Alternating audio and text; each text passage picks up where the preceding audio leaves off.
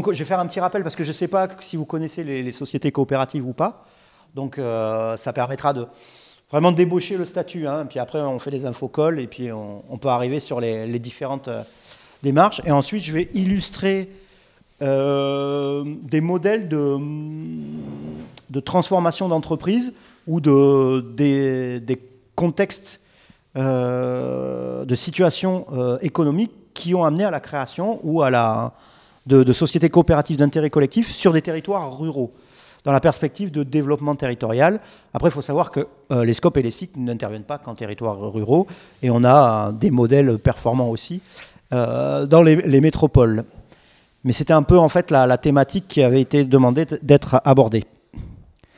Donc, pour bien contextualiser, en France, on fait partie de l'économie sociale et solidaire, les coopératives. Il y a 26 640 coopératives et les sociétés coopératives d'intérêt collectif et les SCOP font partie de la famille des coopératives, donc gérées par la loi de 47. Et la grande particularité des SCOP et des SIC et des COP 47, ce sont des sociétés commerciales, donc immatriculées au registre du commerce et des sociétés. Voilà, donc quand on parle de SCOP, de SIC et de COP 47, c'est des sociétés commerciales de type SA, SARL, SAS. Ce n'est pas des ovnis du monde économique, comme des fois on peut nous dire c'est quoi. Voilà, donc on est des sociétés commerciales gérées par un droit coopératif. Par rapport à ça, en fait, les bouts poursuivis de l'économie sociale, mais des coopératives et des coopératives commerciales, il y a 3 principes, et je pense en tant qu'accompagnateur à la création d'entreprises ou dans le dev éco, ça va faire écho pour vous tout de suite. Le but poursuivi ne doit pas être le seul partage des bénéfices, c'est-à-dire que les SCOP ou les SIC vont avoir une obligation de par la loi de répartir leur excédent net de gestion, alors ce qu'on appelle conventionnellement les bénéfices. Pour les SCOP, donner obligatoirement une part travail, doter les réserves qui vont être impartageables, donc c'est-à-dire qui vont appartenir à la personne morale et non pas aux actionnaires sociétaires. Donc ça, c'est un grand principe. Et le 3e principe, c'est une gouvernance démocratique, puisque le vote en Assemblée générale ne se fait pas selon le principe du poids du capital, mais se fait selon un principe démocratique de une personne physique, une personne morale représentée égale un droit de vote. Voilà, donc ces 3 principes coopératifs vont sous-tendre à la gouvernance et à la répartition des résultats dans les entreprises coopératives commerciales. Donc, derrière ça, lorsque vous cédez les parts d'une société coopérative, vous les cédez à la valeur nominale, donc il n'y a pas de plus-value pour les sociétaires actionnaires des entreprises coopératives. Bon, les principes coopératifs, c'est les 7 fondamentaux. Je ne reviens pas et je ne m'étends pas dessus parce qu'on les verra dans les cas que je vais vous exposer. Alors, effectivement, on a un peu un déficit d'image puisqu'à l'échelle des entreprises, les sociétés coopératives, c'est 3611 coopératives en France, ce n'est pas énorme. Ça représente 67 200 emplois, hors filiales. Avec les filiales, on est plus près, on a dépassé les 70 000. Mais ce qu'il faut voir, c'est que depuis 5 ans, on est passé de 53 000 à 67 000. Donc nous, en interne, vis-à-vis du mouvement, on est quand même dans un espace de progression en termes d'emploi et de sociétariat. Historiquement, les SCOP pesaient beaucoup, mais depuis les 5 dernières années, le développement en création, notamment, est beaucoup plus important sur les SIC. Après, les COP 47 sont sous-représentés, mais c'est un statut qui n'offre ni les avantages des SCOP, ni les avantages des SIC. Donc on va dire que c'est un statut transitoire ou un modèle très particulier sur des coopératives fermées, type coopérative commerciale, type La Cagette à Montpellier, où ce sont des épiceries bio, où seules les personnes qui peuvent venir consommer participent au métier de la coopérative. Donc c'est-à-dire qu'ils doivent donner du temps à la coopérative et en contrepartie, ils peuvent venir acheter des produits. Donc ça, ces types de coopératives sont très peu représentés dans le tissu économique. Ce qu'on retient après en grande masse, c'est que le taux de pérennité à 5 ans des entreprises coopératives est en général meilleur que les entreprises au plan national et que le taux de sociétariat des salariés médians est de 73% dans les SCOP. Donc ça veut dire que 73% des salariés d'une SCOP sont aussi associés de leur coopérative, donc ce qui donne quand même un exercice démocratique important vis-à-vis de la vie politique. Je crois que le taux d'abstention des dernières élections montre que nos sociétaires sont quand même bien représentés. Après, dans les SIC, il y a 80 000 associés, donc 80 000 personnes qui ont souscrit des parts à une société coopérative d'intérêt collectif pour aider à se développer un projet économique qui a un intérêt collectif et qui a une nécessité ou un usage social. Ça, c'est pour le panorama des sociétés coopératives. Alors ici, je vais cadrer en fait scope SIC versus. Pour les scopes et les SIC, elles peuvent être créées sous les modèles de sociétés que vous connaissez tous, SA, SARL, SAS. La différence fondamentale entre une scope ou une SIC, c'est qu'une scope, c'est une société commerciale où les associés salariés se doivent d'être majoritaires au capital et doivent disposer de 2/3 des droits de vote. Donc quand vous créez une scope, c'est les associés salariés de la scope qui vont être les seuls décisionnaires dans leur entreprise. D'accord ? Donc ça, quand vous êtes en posture d'accompagnement, c'est un élément fort parce que c'est un signal envoyé comme quoi la personnalité morale juridique de la SCOP va perdurer et c'est les salariés associés qui vont faire vivre cette entreprise. Donc en fait, on est dans une optique où c'est une coopérative de travailleurs salariés qui créent ou qui reprennent leur outil de travail et qui vont faire vivre cette personne morale pendant le temps de leur travail.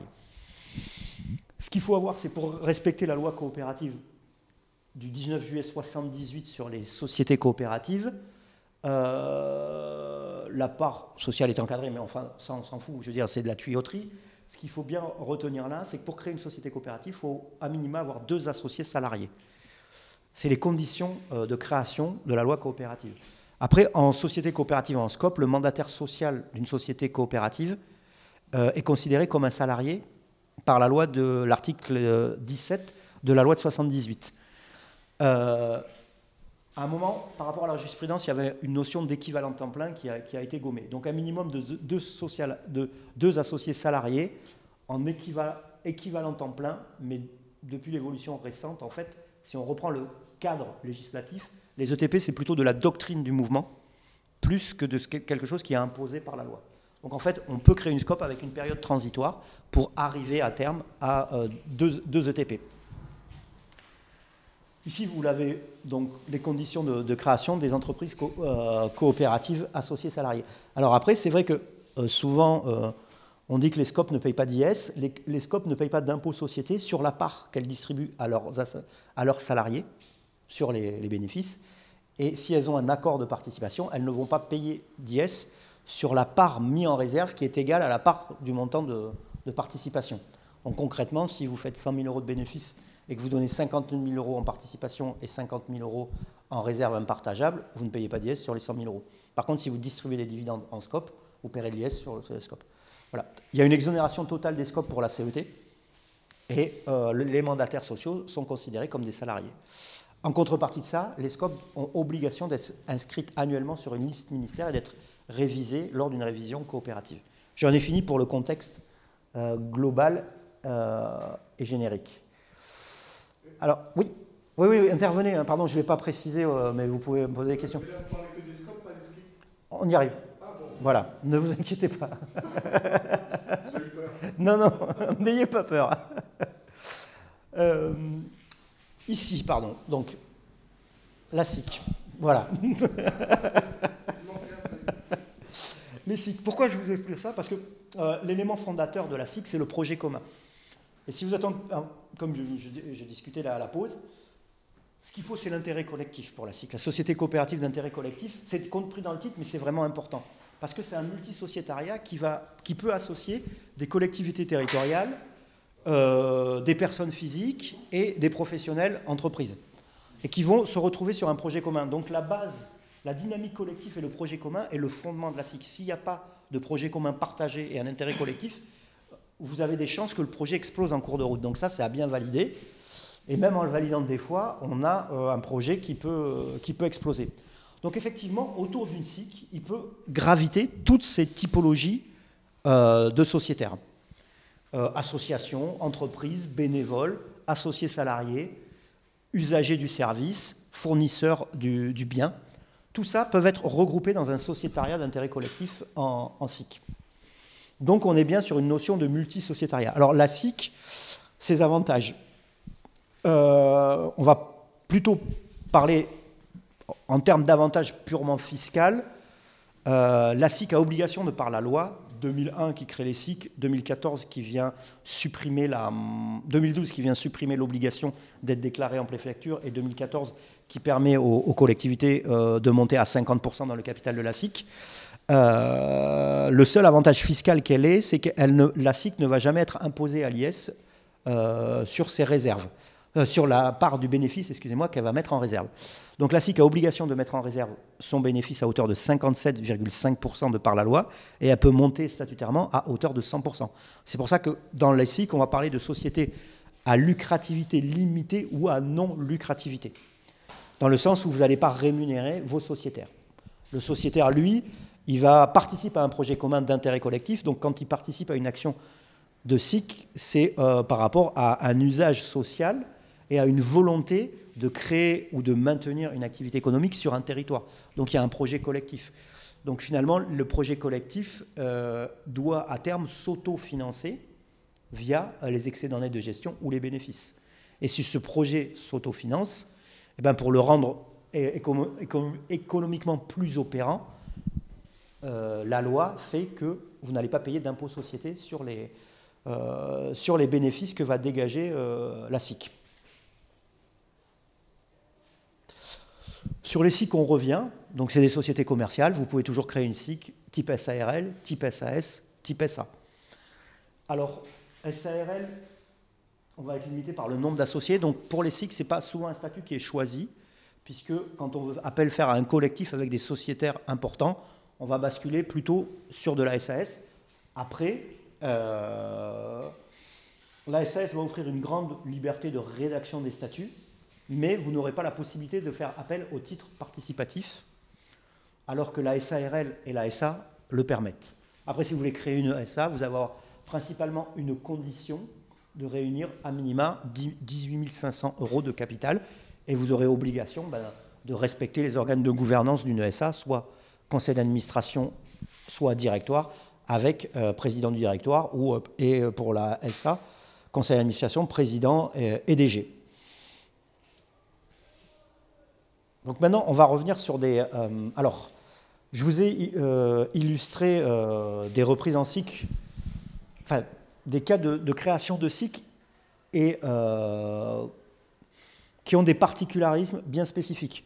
Donc là, on est sur une SIC qui s'appelle Montcapel, qui est une reprise d'actifs d'un fonds industriel de chapeau de feutre dans la haute vallée de l'Aude. Donc là, l'intérêt commun, comment s'est construit le projet collectif? Parce que c'est ça je pense qui est intéressant pour se dire, ah tiens, est-ce que la SIC peut, à un moment donné, répondre à une problématique du territoire sur lequel je vis, quoi, ou comment on peut sauver ce truc. Donc là, c'est quelques particuliers, l'ancien directeur technique de l'usine, et le maire de la commune concernée, qui est Montazel. Un outil industriel sur lequel l'ancien propriétaire n'a pas investi depuis plus de 30 ans. Pour sauver l'activité, la commune est devenue propriétaire des bâtiments dans les années 80. Un lent déclin de l'industrie, pas d'investissement. La propriétaire, plus de 70 ans, il y a 2 ans et demi ou 3 ans, elle décide de liquider l'entreprise. Donc 10 salariés sur le carreau. La commune, au bout d'un an, se retrouve propriétaire du mur, elle l'était déjà, mais propriétaire de l'outil industriel. Donc tout ce qui va avec et les emmerdes entre guillemets, qui vont avec, quoi. Donc un peu démuni par rapport à ça, mais le maire, un proactif, reçoit des propositions de reprise de l'outil industriel, mais ne croit pas en fait au fait que l'activité industrielle va rester sur place. Et puis là, dans le village, la volonté de dire « Ah ben non, il ne faut pas perdre le savoir-faire quand même ». Il y avait encore des gens qui réussissaient à avoir des salaires. Donc il y a à la base 4-5 personnes, plus la commune, qui se disent « Bon, on va essayer de sauver le truc ». Donc ils se disent pourquoi pas, comment mutualiser en fait nos compétences pour essayer de sauver ça. Donc ils font appel à nous et ils se disent, est-ce qu'une société coopérative d'intérêt collectif, c'est possible? On leur a dit oui, mais après, comment on redémarre un outil industriel arrêté? Donc là, il a fallu constituer un capital pour, à la création de la SIC, être au moins à 250 000 € de fonds propres. Puisque le ticket pour redémarrer un outil industriel... comment? Oui, bah, enfin, il y a eu une autorisation, enfin, il y a eu un audit de la PAV, mise en sécurité des machines qui ont certaines, elles ont plus de 100 ans, enfin, ouais, je crois que la grand-mère, elle a 120 ans. Mais le fournisseur de matériel existe toujours de cette machine, magnifique. C'est une entreprise allemande, hein, c'est Deutsche Qualität. Mais si bien qu'il est venu dans l'usine, enfin, pour la petite anecdote, il l'a prise en photo, et parce c'était son arrière-grand-père qui l'avait conçu, et il n'en avait jamais vu, en vrai. Même à l'usine, ils n'avaient plus de ces machines-là, mais elles marchaient toujours, ouais, ils l'ont réparé. Ouais, ouais. Bon, après, il y en avait plusieurs, donc ils sont servis aussi de manque d'organes, d'autres, mais celle-là, ouais, elle a redémarré. Et déjà, à l'époque, outillage allemand et italien. Dans la confection, il y a plus de 120 ans. Donc, enfin, on se dit, tiens, on découvre des trucs, mais finalement, déjà, il y a 120 ans. Pour faire du textile, on s'équipait allemand et italien en matériel. Donc, là, on est clair. Le contexte, le constat, où il est l'intérêt commun ou l'intérêt collectif, c'est la mairie, comme les quelques particuliers et un entrepreneur, ce qu'ils ne voulaient pas voir disparaître, c'était le savoir-faire, les métiers. Ils se sont dit, voilà, leur constat, c'était ça, c'est pas possible que ça disparaisse. Et c'est ça qui a fédéré et qui a fait qu'après, il y a eu la création de ce sociétariat. Donc le capital maintenant, il est à 171 sociétaires, donc personnes qui ont participé au capital de la SIC. Il y a eu du compte courant d'associés. Et après, les prises en capital, c'est pour les particuliers et les personnes morales, les tickets vont entre une part sociale à 100 euros. Le particulier le plus investi, il a pris 70 000 euros. Donc là, c'est un peu un mécène, hein, parce que mettre 70 000 euros dans une SIC seule, sa rentabilité sur investissement, vous m'avez compris, c'est pas la peine de la calculer. Elle est très facile à calculer pour le coup. Ensuite, la mairie, comment elle a participé? Elle a fait un apport en nature. Donc tous les stocks dont elle avait hérité, elle les a amenés. Après, on est passé par une procédure d'évaluation, ce qui est obligatoire. Hein. Enfin, voilà. Et donc ça a permis de constituer un capital qui est une société à capital variable. Donc on peut augmenter le capital au fur et à mesure des souscriptions des coopérateurs. Ce capital, donc, du coup, a permis de payer la PAV, de crédibiliser le projet auprès des services de l'État, notamment la Direct qui a autorisé la réouverture du site, et la réembauche des salariés qui ont travaillé pendant 1 an à nettoyer l'usine avec des bénévoles. Et remettre en conformité une partie de la chaîne de production, puisque après le redémarrage de l'activité s'est fait de manière séquencée. Et bon, maintenant, après un an et demi après la réouverture, donc en août 2019, on est sur août 2020, les businessmans sont établis, premier tour de table financier, avec un emprunt, avec 400 000 euros levés auprès d'investisseurs, enfin auprès de banquiers, pardon. Donc là, on est sur de la dette classique, Socoden, les outils du mouvement, Crédit coopératif, la NEF, l'ERDI et le Crédit agricole. Voilà. Donc là, à peu près 400 000 euros pour financer le redémarrage de l'activité, la réfection de l'outil de production. Derrière vient 125 000 euros de FSE, pareil pour rénovation de l'outil industriel. Et puis le mouvement et l'ERDI, besoin de fonds de roulement. Donc constituer une base capitalistique solide et de près pour faire la montée en charge de cette entreprise. Un peu de financement participatif, 20 000 euros de chiffre d'affaires à Noël. Et puis relancer via le bénévolat qui est possible en cycle les visites de l'outil industriel l'été pendant la période touristique. Donc là, finalement, sur quelque chose, enfin moi quand j'ai visité l'usine, je croyais visiter un vieux château fort, vous voyez, où il reste 4 murs, en se disant, mince, comment on va refinancer tout ça, vous voyez, c'était un peu ça. Donc, mais finalement, la renaissance du Phénix, ça peut exister. Je ne vous dis pas que c'est l'alpha et l'oméga, hein, mais voilà, quand on a un intérêt collectif, un projet commun, une volonté de faire sur un territoire et où on peut lever un peu d'argent, il y a des possibilités de redémarrer une activité. Alors je ne dis pas que c'est rentable, la volonté c'est à 5 ans de générer entre 5 et 10% de rentabilité nette. Les 4 emplois là depuis 2 ans fonctionnent et l'entreprise maintenant a 7 salariés plus un alternant en commerce. Positionner la gamme des produits sur haut de gamme, luxe, réponse aux appels d'offres, principalement militaires, et redéfinir, réinstaurer les partenariats avec tout ce qui était industrie du spectacle, costume, et tout ce qui est grande association.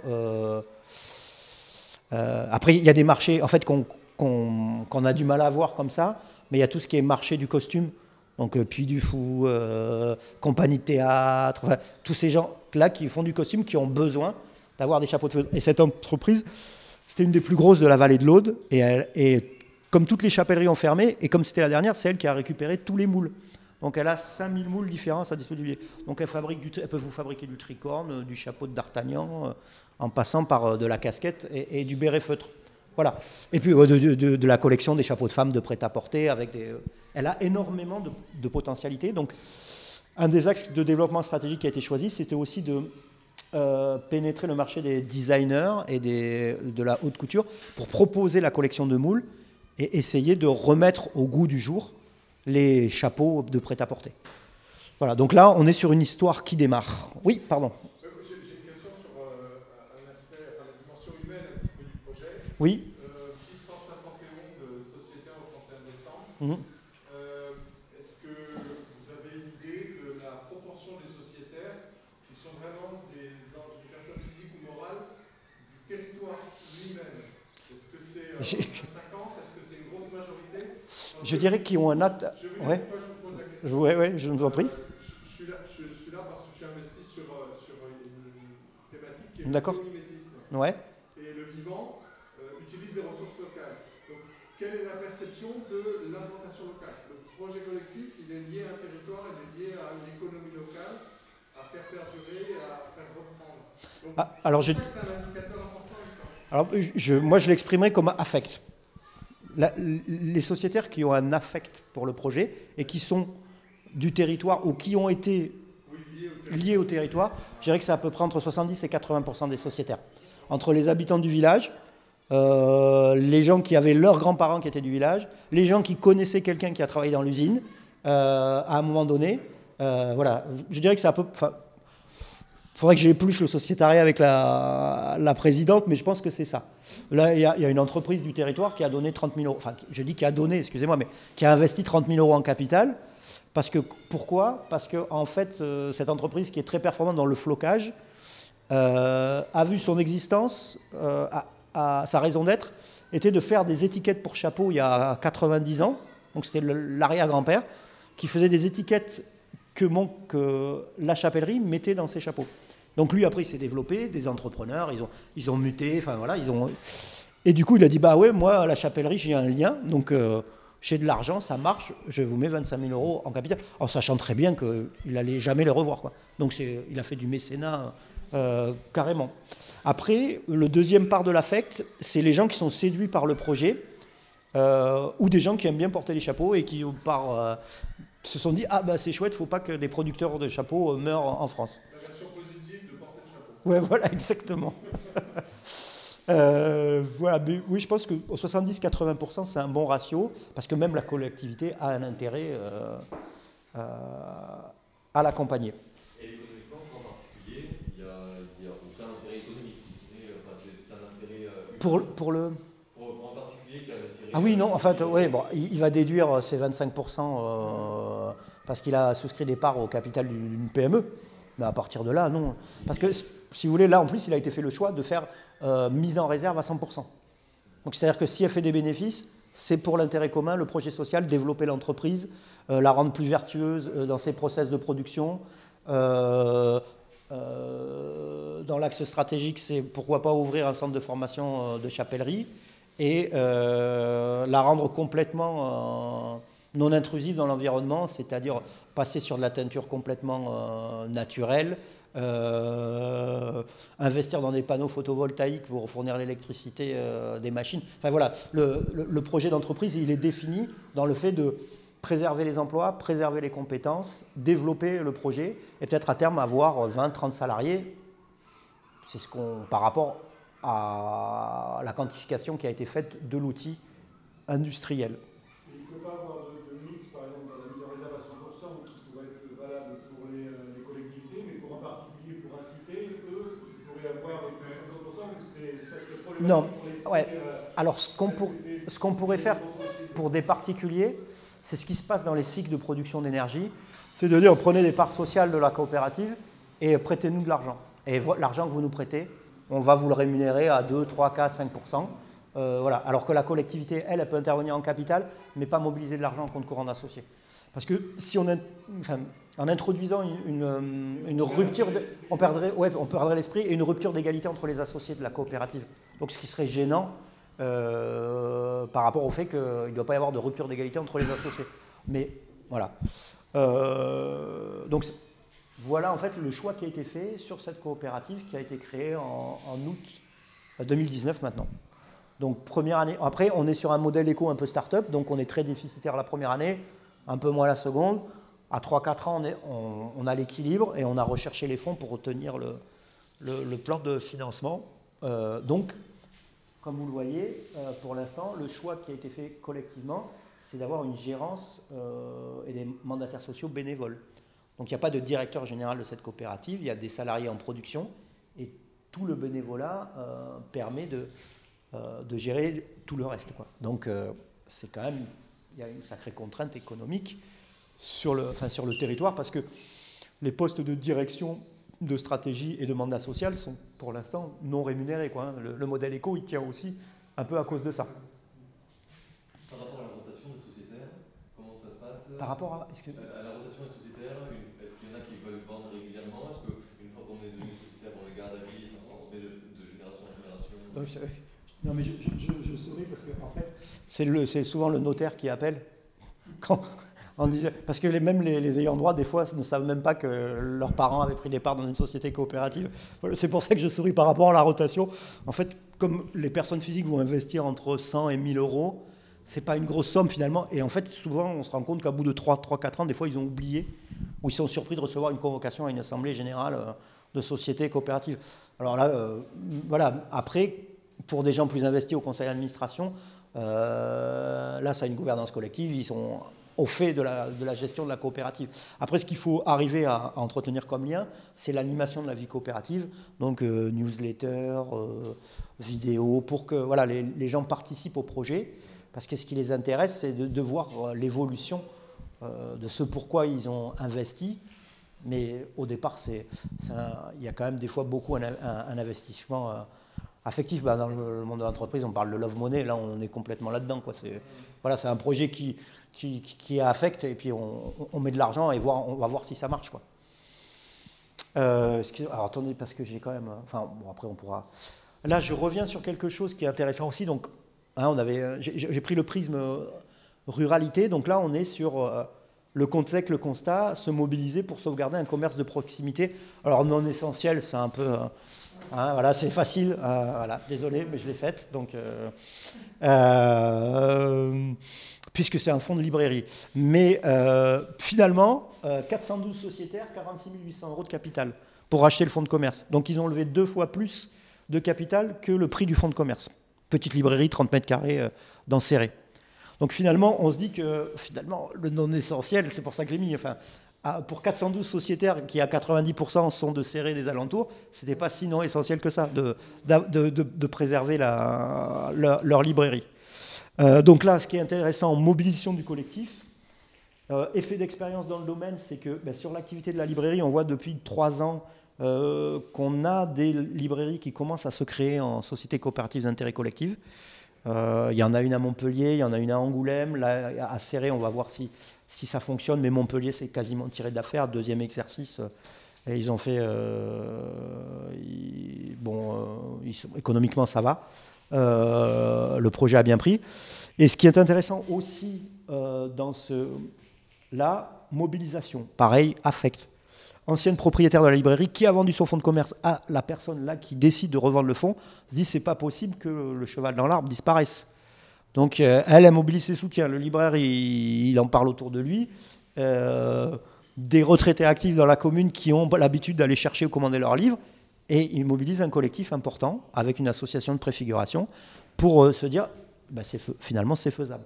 Donc là, le fonds de commerce va être financé par du prêt bancaire, du besoin en fonds de roulement, et le capital va servir à mettre de l'huile dans les rouages pour, je pense, à terme déménager, pour avoir un local plus conforme à une activité de librairie, plus aéré, et permettre d'offrir une offre livre beaucoup plus importante. Parce que l'attractivité d'une librairie, c'est aussi de proposer un rayonnage important et du choix. Ce que je vous ai mis, c'est gouvernance de création, gouvernance d'entreprise. Pourquoi? Parce que sur ce modèle-là, en plus, se greffe une autre complexité ou problématique, c'est gouvernance de création, gouvernance d'entreprise. C'est-à-dire que là, on a clairement au début des personnes qui disent, nous, le challenge à relever, mobiliser le collectif, ok, on veut faire. Par contre, la gouvernance de l'entreprise après, on est des retraités, tout ça, on n'en veut pas. Enfin, voilà, on connaît bien le territoire, on a des ressorts, on a des connaissances. Donc là, ben, on a un modèle d'alternance en fait entre une équipe qui monte le projet, qui est l'association de préfig, qui transforme l'association de préfiguration en SIC et qui ensuite élit un nouveau président de la SIC et un conseil de vie coopératif qui n'était pas, pour certains, à l'origine de la création de l'association. Voilà, donc je vous le mets parce que se dire que c'est pas grave si on n'a pas une équipe permanente de gouvernance, quoi. Enfin, on peut monter des projets en fédérant du collectif et en l'explicitant et alterner les personnes physiques au sein du board de la coopérative commerciale. Ça, en fait, c'est pas un frein. C'est pour ça que j'en reviens toujours à l'intérêt collectif, le projet commun, la dynamique collective. Si le projet commun, il est fondé, si les gens, voilà, ils se disent, nous, ce qu'on veut, c'est sauvegarder un lieu de culture dans notre librairie, c'est ça leur intérêt commun, leur intérêt collectif. Et après, ils vont se dire, ben, on l'a préservé, on va arriver à manager, et après, on confie l'activité économique à des professionnels, c'est-à-dire que là, ils ont recruté, alors pour l'instant, 2 libraires à mi-temps. Et là, c'est les salariés de la SIC qui sont devenus aussi sociétaires, qui sont salariés de l'entreprise, qui sont professionnels. Et après, c'est une gouvernance mutualisée collective qui permet de faire face aux décisions de gestion et à la mise en place de la stratégie. Alors là, on passe à l'inverse, c'est-à-dire que sur ce projet-là, peu de capital, pas énormément de sociétaires, mais là, on est sur une démarche, du coup, territoriale qui est complètement inversée. Là, on est sur un constat économique au canton de l'Hérault, terre viticole, mais revenus aléatoires par rapport à la vigne pour certains. Réchauffement climatique, parcelles pas forcément faciles à irriguer. Comment on maintient ou on préserve le revenu de nos viticulteurs? C'est la vallée de l'Orbe, pour ceux qui... voilà. Hein, Seps, au Largue, voilà, territoire aride assez encaissé. Donc là, en amont, communauté de communes, syndicats et viticulteurs se disent ben, est-ce qu'on peut se lancer pour la production et la commercialisation de plantes aromatiques. Ah oui, PPA, pardon, j'aurais dû l'expliciter. Plantes aromatiques. Et là, c'est la collectivité qui dit ben, par rapport à l'étude de besoin, ce qu'on en a fait, vers quoi vous voulez aller, on va essayer de mutualiser des éléments.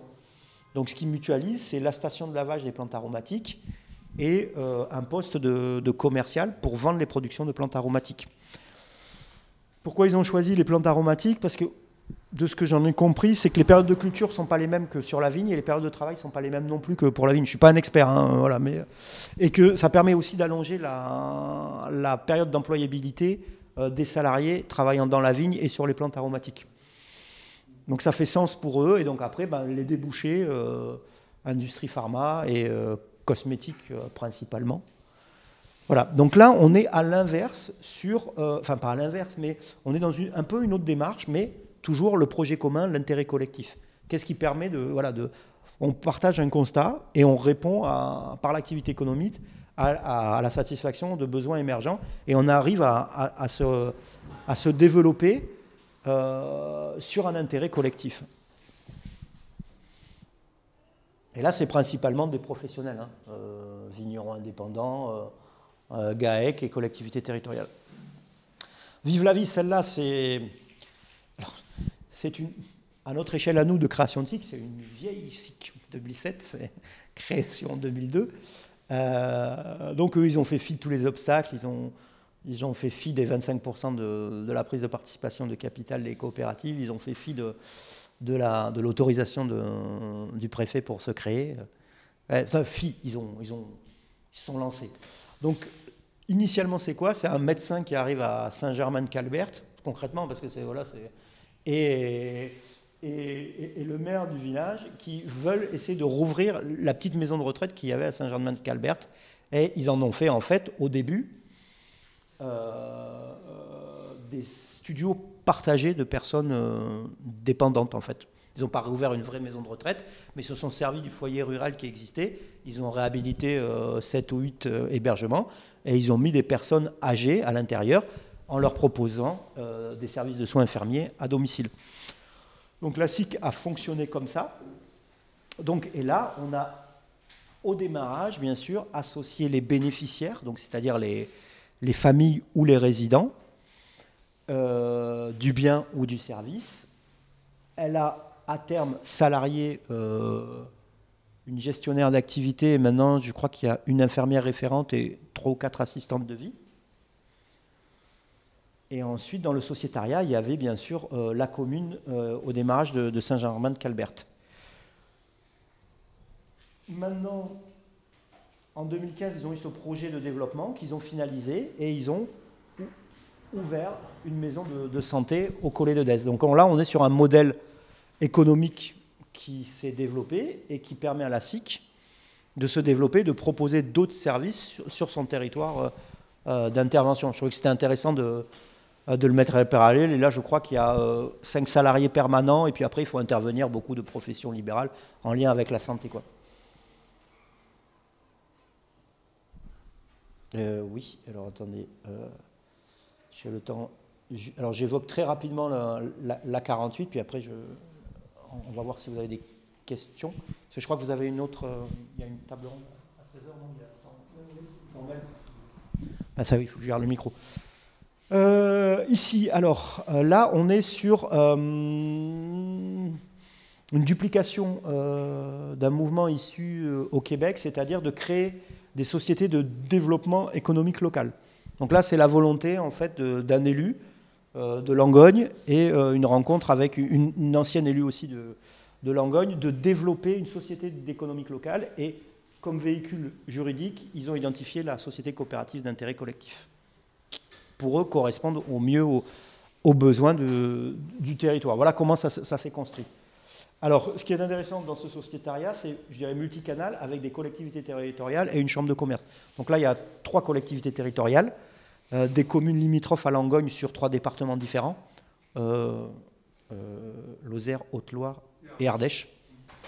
Alors pour moi, en tant que conseiller en suivi SIC, je vous ai mis un modèle économique en devenir et à confirmer parce que actuellement, l'activité économique de la SIC n'est pas encore assez développée pour être pérenne, enfin, pour moi en tant qu'accompagnateur de l'entreprise.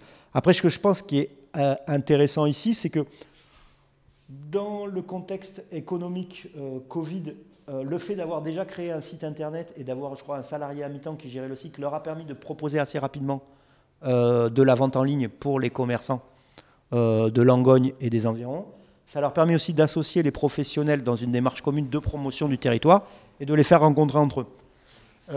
Les projets portés par la nouvelle SIC, à terme, dans leur plan stratégique, c'est la commune rachète un bâtiment et va leur proposer la gestion d'un tiers-lieu, avec possibilité à l'intérieur de ce lieu d'héberger de nouveaux commerces qui seraient pas présents sur le territoire de la communauté communauté de communes de Langogne. Voilà un petit peu les 5 cas, alors plus ou moins matures, plus ou moins issus de différentes options de DevEco que vous rencontrez, hein, la reprise de fonds de commerce, de la reprise d'actifs, de la créa pure, portée par les collectivités, initiée par les pouvoirs publics. On veut faire un truc mais on ne sait pas comment. Enfin voilà, ce qu'on veut, c'est pas que ça disparaisse. Voilà, donc c'est des outils, alors c'est pas l'alpha et l'oméga, mais c'est des solutions qui peuvent être dans votre panel de propositions à étudier par rapport à un constat que vous faites sur un territoire. Voilà, excusez-moi, pour ma part, j'en ai fini, j'ai 45. Si vous avez des questions, des réflexions, des remarques, des corrections à apporter, des projets qui n'ont pas marché, je peux le aussi, parce qu'on en a ici. Je ne suis pas sûr d'avoir bien entendu l'info au départ. Vous êtes basé à Montpellier, l'hôtel de la coopération? Oui, c'est ça. Nous, on est l'Union régionale des scopes et des SIC, et on est hébergé, ça se refait pas, on est dans l'ancienne coopérative de la ville de Montpellier, oui. 55 rue Saint-Cléophas. Oui. Plus une réflexion. Moi, je travaillais pendant 1 an avec les fondateurs d'Ardelaine, qui est une scope, une des premières créées en France, enfin qui a aujourd'hui une importance en Ardèche, voilà, sur la laine. Et la difficulté qu'il y avait, moi que j'ai identifié dans l'analyse du travail, je travaillais avec les fondateurs, on voulait voir comment on faisait évoluer ces scopes, c'était la question du capital. Parce que pour la scope. Le capital, il était détenu par les fondateurs. Aujourd'hui, il y a 40 salariés. Il y a aussi les fondateurs qui sont dans le capital, sauf que les fondateurs, ils vieillissent, bientôt ils disparaîtront. Ils possèdent une grande partie du capital et les salariés en possèdent peu finalement. Et c'est la question de qu'est-ce qui va devenir de cette évolution-là. Et j'avais fait une proposition, c'était d'évoluer vers une SCIC, parce que quelque part, Ardelaine, par son implication sur le territoire, il a une implication plus forte que ouais. Alors, par rapport à ça, et par rapport à l'accompagnement, enfin, moi, ce qui m'interroge en tant que délégué régional, c'est que si je reviens sur le fondement par rapport à la loi 78 sur les coopératives, vous avez la liberté d'adhésion du sociétaire. Donc, c'est-à-dire que tout salarié d'une société coopérative ouvrière de production doit pouvoir accéder au sociétariat de son entreprise, soit via une candidature obligatoire, soit via une candidature volontaire. Après, c'est les associés salariés en place qui lui octroient le droit de devenir sociétaire ou non. Donc, si vous voulez, ça veut dire que là, dans ce que vous me dites, il y a un blocage quelque part. Parce que normalement, si la société Scope que vous évoquez, il y a 10 fondateurs et 35 salariés, si on reprend le sociétariat médian, ça voudrait dire qu'il devrait avoir au moins 27 ou 28 associés salariés travaillant dans la coopérative qui sont sociétaires. Oui, mais donc ils n'ont pas le même niveau, si vous voulez, ils ont des petites parts par rapport aux sociétaires, aux adhérents. Là, c'est intéressant, c'est que je vais revenir sur les principes coopératifs. C'est que dans les principes coopératifs, vous avez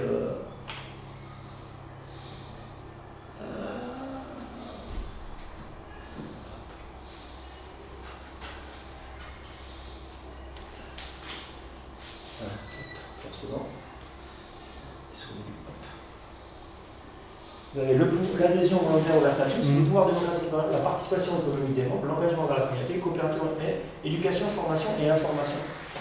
C'est ce que quand vous accueillez des salariés dans une coopérative, normalement, la coopérative a obligation d'éduquer, de former et d'informer ses salariés pour qu'ils deviennent des coopérateurs et qu'ils soient après en mesure de devenir les futurs mandataires sociaux de la coopérative. Donc là, quelque part, je ne sais pas pourquoi, mais il y a un blocage par rapport au principe coopératif. Le cas que vous évoquez, on l'a dans d'autres coopératives, c'est pas un cas unique. Alors évoluer vers la CIC, pourquoi pas, mais moi je pense que s'il y a un intérêt pour les associés salariés et que la SCOP fonctionne, elle fonctionne financièrement. Voilà, c'est plus dans le renouvellement générationnel qu'il y a un problème. Et ce qu'il faut amorcer, c'est voir les blocages des anciens. Pourquoi le changement générationnel? Mais nous, on a une SCOP qu'on accompagne. On était un peu sur le même constat, c'est-à-dire qu'il y avait plus d'associés salariés retraités à un moment donné qu'associés salariés à l'activité de l'entreprise. Donc là, ça questionne, parce que normalement, c'est pas la vision du SCOP, c'est pas ça. C'est qu'il doit y avoir des associés salariés qui travaillent dans la SCOP majoritaire. En fait, il faut changer les statuts, changer la gouvernance pour faire monter au sociétariat des salariés impliqués. En fait, le souci qu'il y a, c'est qu'il y a à peu près 40 associés, dont 5 retraités fondateurs. Et sur 400 000 euros de capital, ils en possèdent environ 300 000. Et parce qu'ils ont mis, sauf que ceux qui sont arrivés après, ils ont un blocage au niveau salarial, parce que la SCOP Ardelène, c'est le SMIC pour tout le monde, etc. etc. Sauf qu'ils sont dans l'incapacité aujourd'hui de reprendre le capital des fondateurs. Donc je trouvais que c'était vraiment un blocage effectivement aujourd'hui. Alors les fondateurs, ils sont bienveillants, ils possèdent une partie des murs aussi, c'est ça le souci. Autre problématique, c'est-à-dire que l'obligation de souscription, vous pouvez, s'il y a des versements de participation, puisqu'ils ont des salariés, ils peuvent verser la participation, c'est une que financement comment ça fonctionne, de leur participation. Oui, il y en a. Ils peuvent intégrer leur participation au capital de l'entreprise. C'est ce qu'ils essaient de faire, mais ça reste encore fragile. fragile. Ils peuvent aussi demander, c'est une société à capital variable, donc ils peuvent aussi décider au bout d'un moment qu'ils peuvent rembourser les anciens sociétaires. D'accord. Voilà. Et après, normalement, enfin, je pense que là, on est plus dans du blocage intellectuel par rapport à.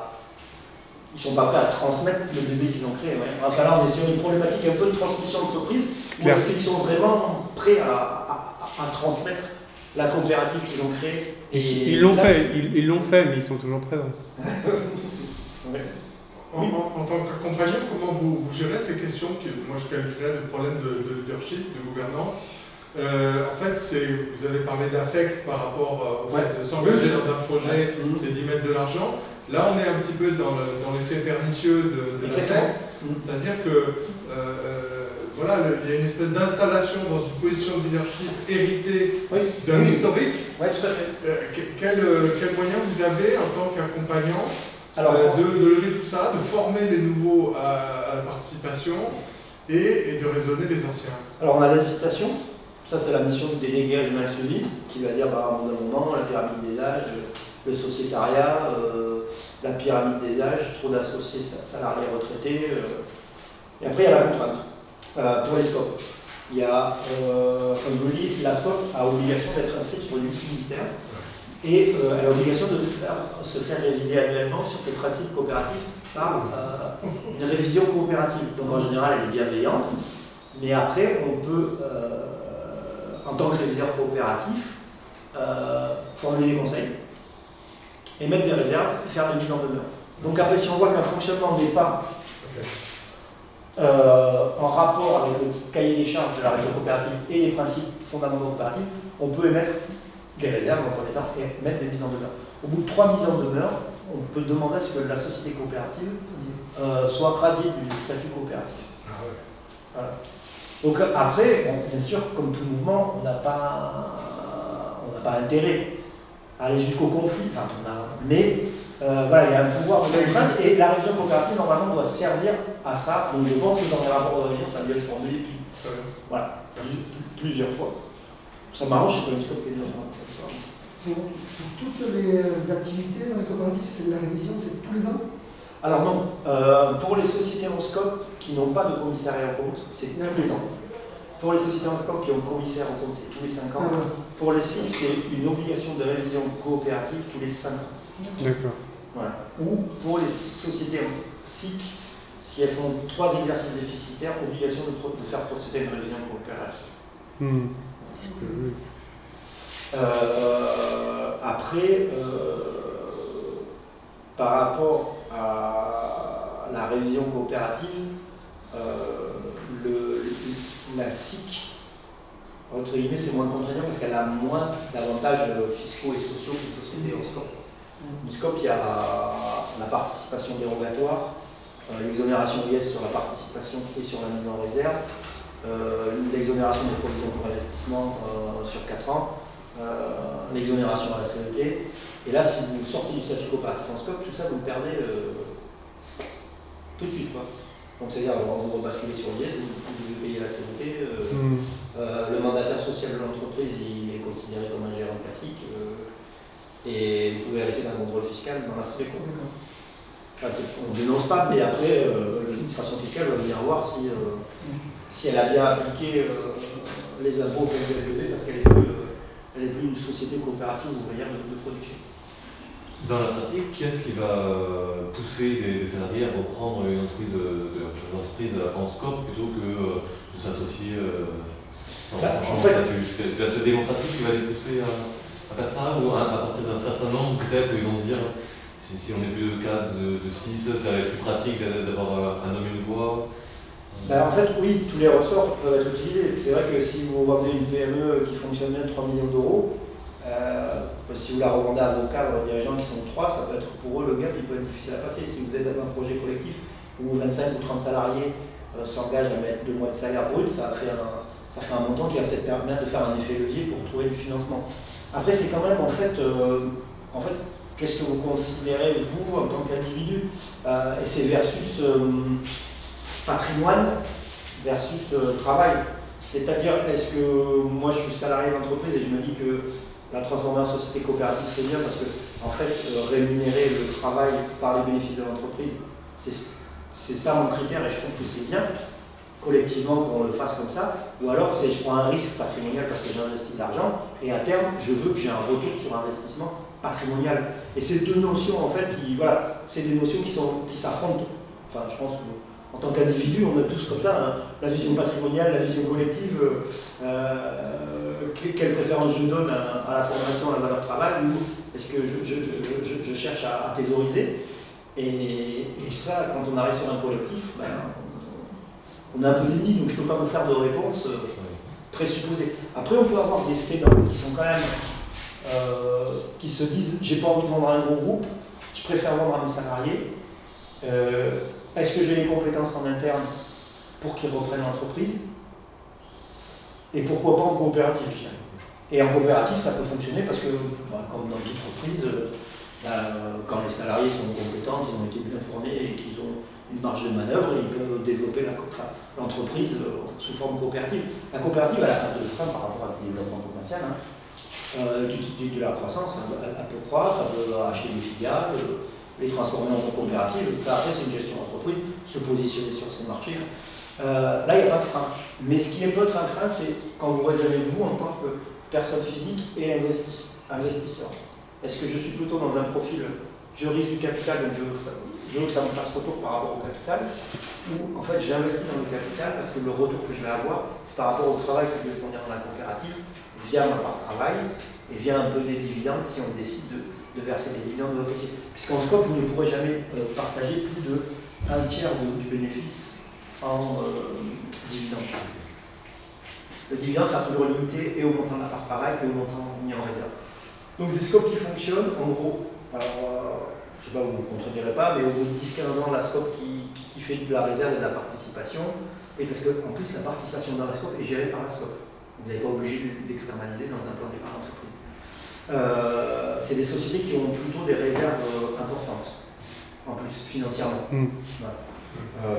Donc en cas de coup dur, on a été plutôt agréable. Enfin, on se doutait que le modèle était robuste, mais depuis la crise, on a la certitude que les scopes qui ont fait des réserves et qui ont mis en réserve ont bien passé le cap. Pour l'instant, on n'a pas eu beaucoup de casse dans le mouvement par rapport à des activités d'entreprise. La casse a été sur les secteurs les plus touchés, c'est-à-dire les agences de voyage. Et principalement, c'est eux qui. Voilà, typiquement l'agence de voyage, oui, alors là, c'est clair que là, ils ont pris le train sanitaire en plein dans la tronche. Quoi. Mais sur les autres activités, le modèle a plutôt été résilient. Bon, à part les boîtes en créa.